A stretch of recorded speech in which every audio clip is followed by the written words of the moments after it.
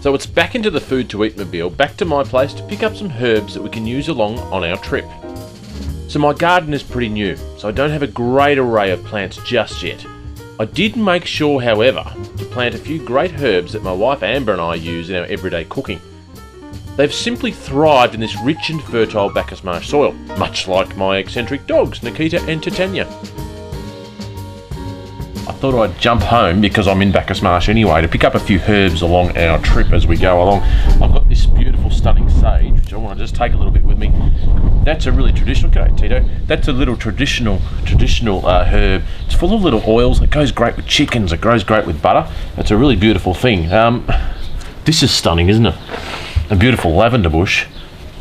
Got an idea in a minute. Let's go grab some more herbs first, eh?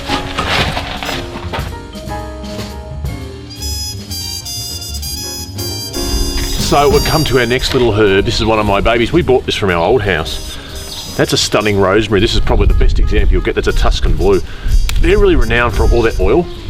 You can really smell that. My bird's carrying on over in the background too. But you can smell the flavour in that, the oil in that comes out. Hang on a minute. The smell of this lavender is great too. You know what we should do? Let's jump in the car. Let's shoot up to the Yulong lavender farm. Let's explore everything to do with lavender. Lavender. An instantly recognisable flower in most modern gardens, falls into the same category as many other plants. It's actually an edible herb. So herbs play such a pivotal role in our everyday culinary food journey. They're so common in our diet these days that most of the time we have no recollection that we're actually eating them. So most herbs evolved as ancient medicinal plants and were incorporated into our ancient diet. Now, eating from your own garden can be also so rewarding. Plucking fresh nasturtiums and the nasturtium flowers and mint from your garden for your salads, and mixing it up with your garlic chives and chamomile flowers, amazing. The flowers of all herbs are equally as stunning. So they've got this soft, delicate flavour and they look great as a garnish. In fact, many top restaurants these days buy in herb flowers specifically for this reason. The tiny rosemary and sage flowers look beautiful, but they're delicate and they have a real zap of flavour. So our native herbs often get overlooked. We have an amazing array of local botanicals that are simply stunning. Most of these grow in our local gardens or in our own backyard, but for some crazy weird reason we don't seem to utilise them. Things like lemon myrtle, lily pilly and wattle seed are great herbs that can be used in culinary adventures. I would encourage you guys to investigate beyond your local garden centre and get your hands on some of the wonderful, seemingly unknown varietals. So it brings us on to lavender. It's truly a beautiful bush that is famed worldwide for its strong perfume. There are so many varieties, each slightly different to the next, from Spanish to English to French. They're all distinct differences that include the colour of the bush, the flower, and the leaves of the flower themselves. Amazing. So we've jumped off the highway, we've stopped at Mount Egerton, which is just south of Ballarat. Now we've come here for a specific reason. As you can see here, there's these beautiful, stunning lavenders all behind me. Now lavender is a medicinal and a medieval herb. Now obviously in medieval times, lavender was used basically like rosemary is used today.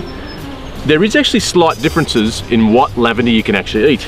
If you have a look at this one, which is just about to flower, that's actually a crafting lavender. You can't actually cook with that. It's got a really camphor smell and taste to it. No lavender is actually poisonous, but there is specific culinary one. Now we're lucky enough here down at the Yulong Lavender Farm where they've actually developed a lavender specifically here which is culinary. Come around here guys, let me show you this. Look at this lot here. This is Egerton Blue and I've just seen one of my little chefs. Hang on, come here.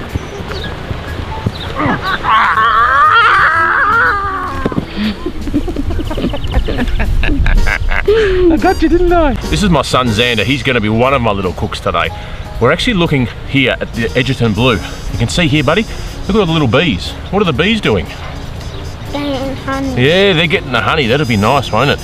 Now, these are really specific because, do you have a smell of that, man? Have a smell. Isn't that sweet? And it doesn't have a camphor smell, which is really, really different to what the crafting lavenders are. So this is Egerton Blue. So if you're looking for lavender you can actually eat in your food, you want to get a summer lavender and you want to get a blue lavender. So all the winter flowering ones, they're no good to us. They've got the real crafty sort of smell. But these little bees are basically taking all the nectar from these flowers and they're going off to make lavender honey, aren't they? Yeah. That's cool, isn't it? Do you like bees? What else do you like? Butterfly. Butterflies. There's lots of butterflies here too, isn't there? We're going to take some of this, Putty, and we're going to cook with it. Shall we pick some? Yeah. Okay, let's pick a couple here. What do you reckon? Oh, We'll leave some for bees. yeah, we'll leave some for the bees. Is that enough, do you reckon? All right, you hold that. If you go up and walk that way, and we're going to go do some cooking. Let's go.